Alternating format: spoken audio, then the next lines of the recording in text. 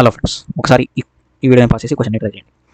A wooden cubite is to be cut into 60 equal smaller cubites. What is the minimum number of cuts required to achieve this? So మనం ఒక క్యూబైట్లో total number of small క్యూబైట్స్ ఎన్ని ఉన్నాయంటే ఎలా చేస్తామంటే చూడండి. ఇక్కడ ఒక చిన్న డయాగ్రామ్ వేసుకుంటాను నేను. సపోజ్ నేను ఇక్కడ 2 కట్స్ చేశాను, ఓకే. ఇక్కడ 1 కట్ చేశాను అండ్ ఇక్కడ హారిజాంటల్గా 1 కట్ చేశాను, ఓకే. అర్థమవుతుంది కదా.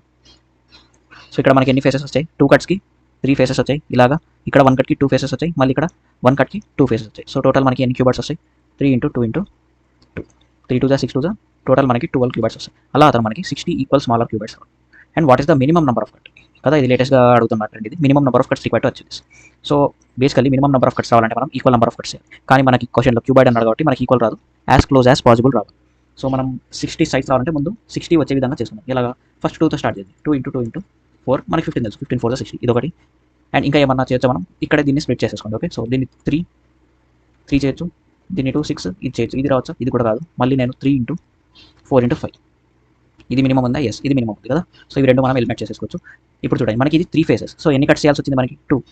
ఇక్కడ 4 ఫేసెస్ రావడానికి మనం 3 కట్స్ చేయాలి కదా. రెఫరెన్స్ తీసుకోండి ఇక్కడ. సో మనకి 3 ఫేసెస్ వచ్చాయి వర్టికల్గా, కానీ మనం కట్ చేసింది 2 కదా, 1 2 అలాగా. అండ్ 5 కట్స్ రావాలి, 5 ఫేసెస్ రావాలంటే 4 కట్స్ చేయాలి. 2 + 3 5 + 4 9 అనేది మన minimum number of sides required. So మీరు రీసెంట్గా ఎగ్జామ్ జరిగింది, ఓకే. ఈ ఎగ్జామ్లో ఈ క్వశ్చన్ని సాల్వ్ చేసి మీరు కామెంట్ సెక్షన్లో దీని ఆన్సర్ పోస్ట్ చేయండి. అండ్ ఇలా వీడియో నచ్చితే లైక్ చేయండి. ఇలాంటి మంచి క్వశ్చన్స్ కోసం ఛానల్ సబ్స్క్రైబ్ చేసుకోండి. And thank you for watching. See you tomorrow.